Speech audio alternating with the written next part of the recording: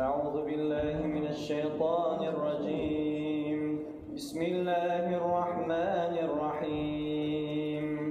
أولا يعلمون أن الله يعلم ما يسرون وما يعلنون ومنهم أميون لا يعلمون الكتاب إلا أماني وإن هم إلا يظنون فويل للذين يكتبون الكتاب بأيديهم ثم يقولون هذا من عند الله ليشتروا به ثمنا قليلا فويل لهم مما كتبت أيديهم وويل لهم مما كانوا يكسبون.